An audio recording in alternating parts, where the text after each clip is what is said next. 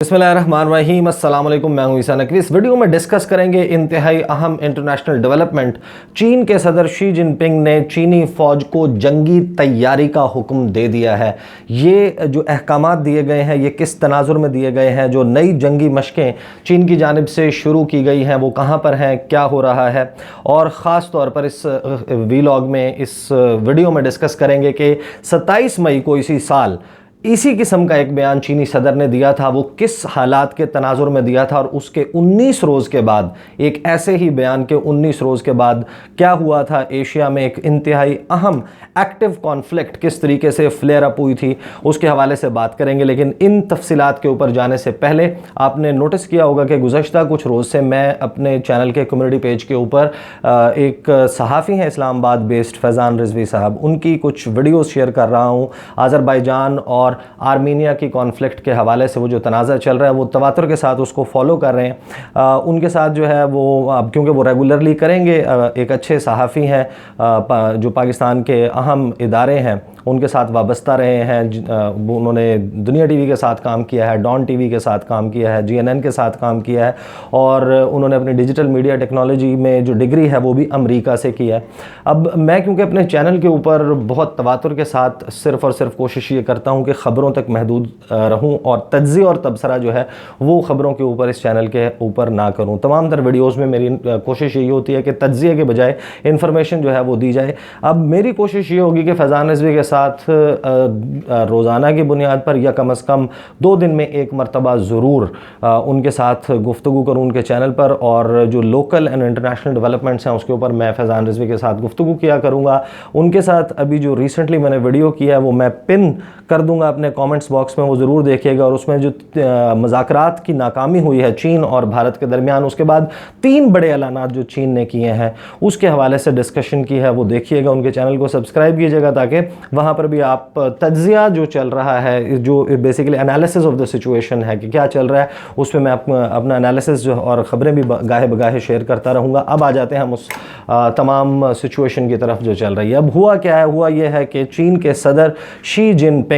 उनका आपने देखा होगा कि एक जिस तरीके से ट्रैक रिकॉर्ड होता है, तो चीनी लीडरशिप का ट्रैक रिकॉर्ड जो है वो डिफरेंट है। जो एक्टिव कॉन्फ्लिक्ट चला भारत और चीन के दरमियान, उसमें भारतीय वज़ीर आज़म की, उनके वज़ीर दिफ़ा की, उनके वज़ीर ख़ारजा की एक्टिविटीज़ को डिफरेंटली पोर्ट्रे किया जाता है उनके मीडिया में। जिस तरीके से रेटोरिक, जिस तरीके से बढ़ा चढ़ा कर बयानात और बयानबाजी बड़े शद्दोमद के साथ इंडियन मीडिया में हमें नज़र आती है इन लीडर्स की। इसी तरीके से जो चीन का दूसरी जानिब तनाज़ा चल रहा है अमेरिका के साथ, वहाँ पर डोनाल्ड ट्रंप के बयानात हों, माइक पॉम्पियो के बयानात हों, तो बाकायदा नज़र आता है कि एस्केलेशन वाला पहलू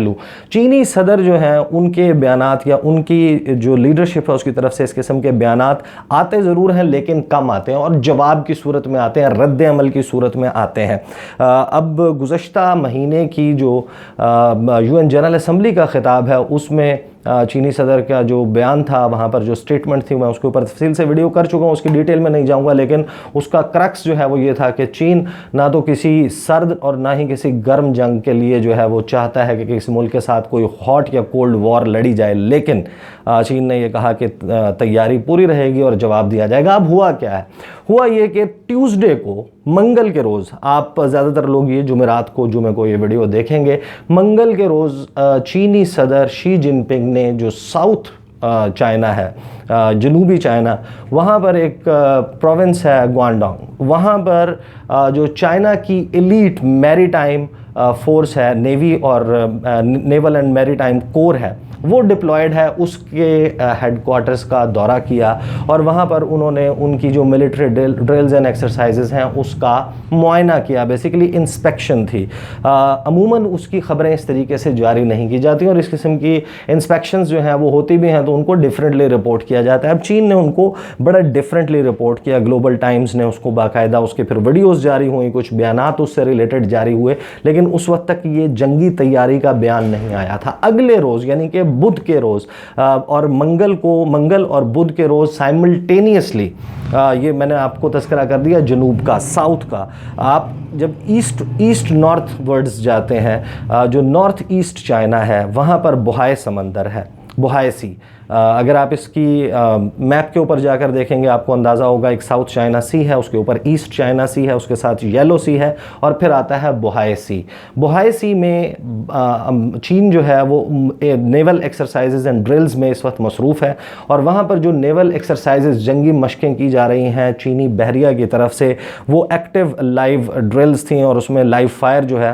वो शामिल था। कौन से मनूवर्स एग्जैक्टली किए गए और कौन से इक्विपमेंट का और कौन से शिप्स का इस्तेमाल किया गया, इसकी तफसीलात चीन की तरफ से जारी नहीं की गई। लेकिन ग्लोबल टाइम्स ने फिर चीनी सदर शी जिनपिंग का बयान जारी किया, और वो बयान ये था कि चीनी फ़ौज अपनी बैटल और कॉम्बैट कैपेबिलिटीज़ हैं उनको एनहांस करे और फोकस रखे अपना वॉर प्रिपेयर्डनेस पर। इसका मतलब ये है कि चीन ने बाकायदा अब ये ऐलान कर दिया है कि वो जंग के लिए अपनी तैयारी कर रहा है, और उसको जिस तरीके से लग रहा है कि उसको ट्रैप किया जा रहा है, उसको हर तरफ से फंसाया जा रहा है, तो चीन रिएक्ट करेगा, और रिएक्ट भी करेगा बड़ा डिफरेंटली। उसकी क्या तफसीलात हैं वो मैं आपको भी बताता हूँ, लेकिन इसमें 2 से 3 पहलू जो हैं वो इंतहाई अहम हैं। आपने देखा होगा मैंने अपने चैनल के ऊपर इसी साल 27 मई को भी इसके हवाले से रिपोर्ट किया था, और 27 मई को रिपोर्ट जो मैंने किया उसमें मैंने बताया था कि चीनी सदर ने जंगी तैयारी का हुक्म दिया, और जंगी तैयारी का जो हुक्म 27 मई को दिया गया था, उस वक्त सूरत हाल ये थी कि भारत और चीन के दरमियान एक्टिव कॉन्फ्लिक्ट स्टार्ट हो चुका था, लेकिन वो खूनी कॉन्फ्लिक्ट में कन्वर्ट नहीं हुआ था। 27 मई के इस बयान के 19 रोज़ के बाद वादी गलवान में 15 और 16 जून की दरमियानी शब ये जो कॉन्फ्लिक्ट है ये खूनी शक्ल इख्तियार कर गई थी, और फिर वहाँ पर भारतीय फ़ौजी मारे गए। 20 भारतीय फौजी मारे गए, जिनमें कंपनी कमांडर संतोष बाबू भी शामिल था। उस वक्त ये सारी सूरत हाल चल रही थी, और अब जो इस बयान का मैं तज़किरा कर रहा हूँ वो किस तनाजुर में दिया गया, वो इस वक्त जो है मैं आपको 6 बड़ी वजूहात बता देता हूँ कि 6 बड़ी वजूहात क्या हैं। एक तो एक्यूजेशंस, चीन और अमेरिका की तरफ से एक दूसरे के ऊपर प्रोवोकेशन के प्रोवोकेटिव मूव्स की जा रही हैं साउथ चाइना सी में, ताइवान के हवाले से, हांगकांग के हवाले से प्रोवोकेटिव मूव्स हैं दोनों जानिब से। एक दूसरे के ऊपर बाकायदा इल्ज़ामात का सिलसिला है जो चीन और अमेरिका की तरफ से नज़र आता है। जो दूसरी इसकी बड़ी वजह इस वक्त समझ आ रही है वो ये कि चीन ने बाकायदा इस बात का इजहार किया है कि अमेरिका एक लार्जर इंडो पैसिफिक अलायंस इत्तेहाद बनाना चाहता है। अमेरिका चाहता है कि यहाँ पर एक इंडो पैसिफिक अलायंस बने नेटो की तर्ज पर, और ये जो एशिया पैसिफिक के ममालिक हैं, भारत है, भारत शामिल कर लें आप, उसमें थाईलैंड है, वियतनाम है, जिसमें जापान है, जिसमें इंडोनेशिया है, मलेशिया है, सिंगापुर है, नॉर्थ कोरिया है, साउथ कोरिया है, इसमें जो ममालिक, फिलीपींस है, जो ममालिक मुखासमत रखते हैं चीन के साथ, उनका एक लार्जर अलायंस, मिलिट्री अलायंस है, नेवल अलायंस बनाया जाए चीन के ख़िलाफ़, जो साउथ चाइना सी में, जो ईस्ट चाइना सी है यहाँ पर, और इस तमाम एरिया में चीन को मिलकर टफ टाइम दे। अब बाकायदा चीन को ये लगता है कि इसकी मनसूबाबंदी उन मराहिल पर पहुँच चुकी है कि जहाँ पर चीन ने रिएक्ट ना किया तो अमेरिका अपने इन अज़ाइम में कामयाब हो सकता है। तीसरा तनाजुर क्या चल रहा है, मालाबार ड्रिल्स। नवंबर के महीने में जो क्वाड कंट्रीज़ हैं, क्वाड ममालिक कौन से हैं? क्वाड है जापान, ऑस्ट्रेलिया, भारत और अमेरिका। ये 4 ममालिक हैं जिनके चीन के हवाले से अज़ाइम में, जिनके चीन के हवाले से स्ट्रेटजी में एक ममासलत पाई जाती है। इनका एक कॉमन गोल है चीन को कर्टेल करने का। क्वाड ममालिक का ये तय हुआ था कि भारत ने इस साल नवंबर में होस्ट करनी है मालाबार ड्रिल्स, जंगी मशकें। इन 4 ममालिक की जो अफवाज हैं और इनकी जो नेवीज़ हैं वो इंडियन ओशन में और most probably Bay of Bengal के साथ मालाबार ड्रिल्स में मसरूफ़ नज़र आएंगी। और ये जो मालाबार ड्रिल्स हैं, ये जंगी मशकें हैं, चीन इनको बाकायदा ये समझता है कि ये साउथ चाइना सी में चीन का रास्ता रोकने के लिए एक थ्रेट क्रिएट किया जा रहा है इन 4 ममालिक की तरफ से। उसके बाद आ जाते हैं हम कि चौथा कौन सा पहलू है कि जापान में अब से तकरीबन लगभग 2 हफ्ते पहले क्वाड मीटिंग हुई, और उस क्वाड मीटिंग में बाकायदा माइक पॉम्पियो ने इन तमाम अज़ाइम का इजहार किया, और साथ ही जो ईस्टर्न लद्दाख में चीन और भारत के दरमियान एक्टिव कॉन्फ्लिक्ट चल रहा है उसके ऊपर उन्होंने ये कहा कि 60,000 फ़ौजी दूसरी जानिब मौजूद हैं चीन के, और भारत और चीन के दरमियान मामला मुज़ाकरात से हल होता नज़र नहीं आता। उसमें उन्होंने ये कहा कि भारत को हमारी मदद की ज़रूरत है। उसके बाद आ जाए अब 5वें पॉइंट के ऊपर। उस मदद की ज़रूरत के तनाजुर में 26 और 27 अक्टूबर को 2+2 मीटिंग होने जा रही है भारत और अमेरिका के दरमियान। अमेरिका के वज़ीर दिफा और अमेरिका के वज़ीर ख़ारजा आएंगे नई दिल्ली, और नई दिल्ली में मुज़ाकरात करेंगे भारत के वज़ीर दिफा और भारत के वज़ीर ख़ारजा के साथ। जो 2+2 फॉर्मेट है वो प्राइमरीली एंड स्पेसिफिकली टारगेट करता है कि आप डिफेंस एंड फॉरेन रिलेशंस के, इंटरनेशनल अफेयर्स के शोबे में ताउन बढ़ाएं। और जब दोनों ममालिक के, भारत के और अमेरिका के वज़राए ख़ारजा और वज़राए दिफा बैठेंगे तो उसका इस दफ़ा जो मेन एजेंडा आइटम है वो चीन को कर्टेल करना है। उसके बाद आ जाते हैं हम छठे प्रॉब्लम की तरफ, ताइवान। ताइवान वाला मामला जो है वो बहुत ज़्यादा इस वक्त फ्लेयर अप हो गया है।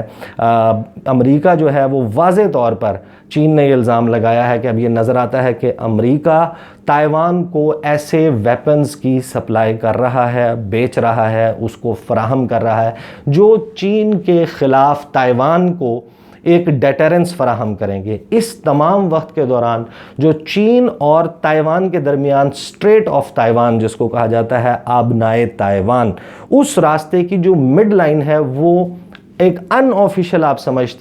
सकते हैं कि एक गैर सरकारी तौर पर, ऐलान तो नहीं है उसका, लेकिन उस आबनाए की, उस स्ट्रेट की जो मिड बनता है, उस मिड को अनऑफिशियली एक बफर जोन समझा जाता है कि एक दूसरे की ये सरहदात हैं। ताइवान का कोई तैयारा उस तरफ नहीं जाता, ताइवान का कोई जहाज़ उस तरफ नहीं जाता, और चीन का कोई जहाज़ इस तरफ ना आए। डेलिबरेटली नज़र आता है कि गुज़श्ता चंद माह के दौरान ये जो मिड लाइन है ताइवान स्ट्रेट की, स्ट्रेट ऑफ ताइवान की, उसको चीनी तैयारों की तरफ से ये अब मौजूद है। इसके हवाले से तमाम इन्फॉर्मेशन उसको वायलेट किया गया, और वायलेट इस वजह से किया गया कि चीन समझता है कि ताइवान को अमेरिका पुश कर रहा है अगेंस्ट चाइना, और इस सारे मामले में जो ताइवान को और इसके इर्द गिर्द मौजूद ममालिक हैं उसको अमेरिका ने यह बताया है कि साउथ चाइना सी में जो छोटे छोटे जजीरे क्रिएट किए जा रहे हैं चाइना की तरफ से, वो मुस्तकबिल में एक बड़ा सिक्योरिटी थ्रेट इन ममालिक का, जो 11 ममालिक हैं जिनके साथ साउथ चाइना सी में चीन का